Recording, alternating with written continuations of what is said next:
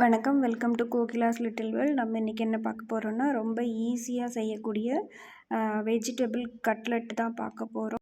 வீடியோக்குள்ளே போகிறதுக்கு முன்னாடி எங்களோட சேனலை சப்ஸ்கிரைப் பண்ணிக்கோங்க, லைக் பண்ணுங்கள்.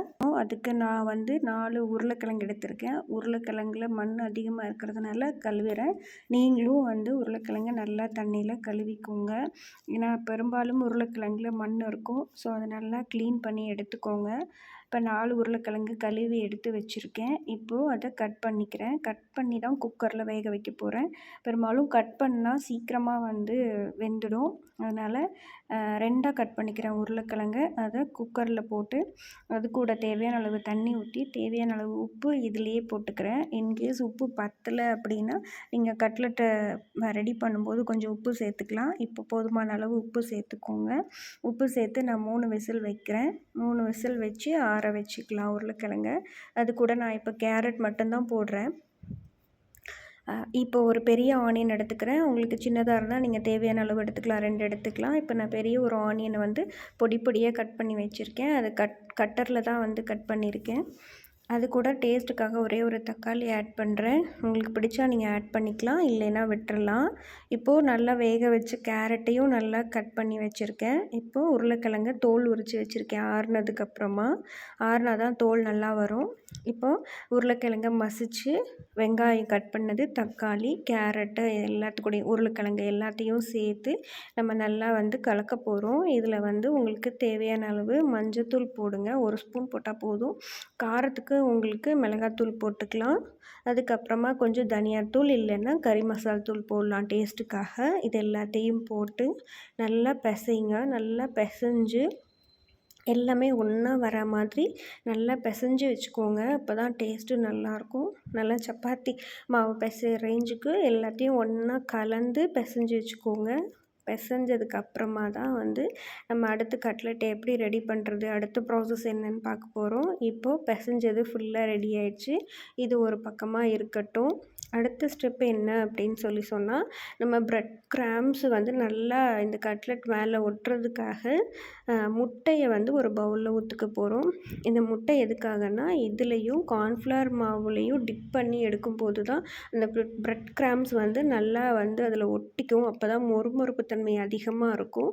நான் 2 முட்டை எடுத்துக்கிறேன். அந்த 2 முட்டையை எடுத்துகிட்டு நல்லா கலந்து விட்டுக்கலாம். கலந்து வச்சுக்கோங்க. அடுத்து இன்னொரு பவுலில் கார்ன்ஃப்ளவர் மாவு எடுத்துக்கோங்க. கொஞ்சமாக இருந்தால் போதும். அதுலேயும் தண்ணி ஊற்றி நல்லா கலந்து வச்சுக்கோங்க. கார்ன்ஃப்ளவர் மாவை அப்பப்போ கொஞ்சம் கலக்கி வைங்க.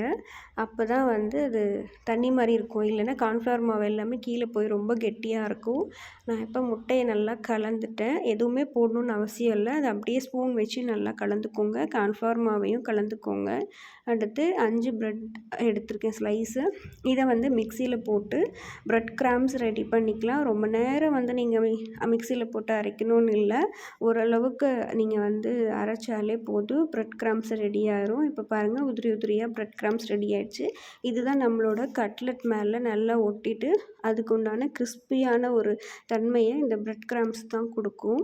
இப்போ நம்ம ரெடி பண்ணி வச்சுருக்க உருளைக்கிழங்கு வெஜிடபிள்லாம் மசித்து வச்சுருந்தோம் இல்லையா, அதை உருண்டையாக பிடிச்சி வச்சுருக்கேன். இந்த பிடிச்சி வச்சதில் நான் கேரட் மட்டும் போட்டிருக்கேன். உங்களுக்கு எல்லா வெஜிடபிள்ஸு ப்ளஸ் கார்னு எல்லாமே நீங்கள் ஆட் பண்ணிக்கலாம். இப்போது எல்லாமே ரெடி பண்ணி வச்சுருக்கேன். அந்த உருண்டையை எடுத்து முட்டையில் டிப் பண்ணிவிட்டு ஒரு தடவை அப்புறம் ப்ரெட் கிராம்ஸில் போட்டு பெரட்டி எடுங்க. பெரட்டினதை எடுத்து திருப்பியும் கார்ன்ஃப்ளவர் மாவு கலந்து வச்சுருக்கோம் இல்லையா, அதில் ஒரு தடவை டிப் பண்ணி எடுங்க. எல்லா பக்கமும் அந்த கார்ன்ஃப்ளவர் மாவோட தண்ணி படுற மாதிரி நீங்கள் நல்லா டிப் பண்ணிவிட்டு திருப்பியும் ப்ரெட் கிராம்ஸில் போட்டு நீங்கள் நல்லா பெரட்டி எடுங்க.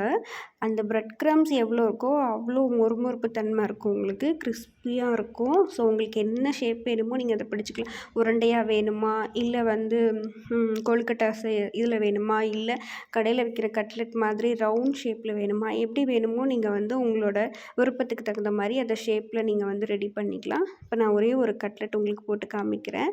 நீங்கள் பெரிய கடாயாக இருந்தால் நிறைய கட்லெட் போட்டுக்கலாம். அடிக்கடி திருப்பி விடணும்னு அவசியம் இல்லை. இப்போ பாருங்கள், சூப்பரான மொறுன்னு இருக்கிற வெஜிடபிள் கட்லெட் ரெடி ஆகிடுச்சு. குழந்தைங்க ரொம்ப விரும்பி சாப்பிடுவாங்க. நீங்கள் இதே மாதிரி உங்கள் குழந்தைங்களுக்கு என்ன ஸ்நாக்ஸ் வீட்டில் செஞ்சு தருவீங்கன்னு எனக்கு கமெண்ட் பண்ணுங்கள். இல்லை இன்னும் இந்த கட்லெட்டை எவ்வளோ நல்லா செய்யலாங்கிறதையும் எனக்கு கமெண்ட் பண்ணுங்கள். இதே மாதிரி ரொம்ப ஈஸியாக ரொம்ப டேஸ்டியாக செய்யக்கூடிய இன்னொரு டிஷ்ஷோட அடுத்த வீடியோவில் உங்களை நான் சந்திக்கிறேன். எங்களோட சேனலை லைக் பண்ணுங்கள், ஷேர் பண்ணுங்கள், சப்ஸ்கிரைப் பண்ணுங்கள்.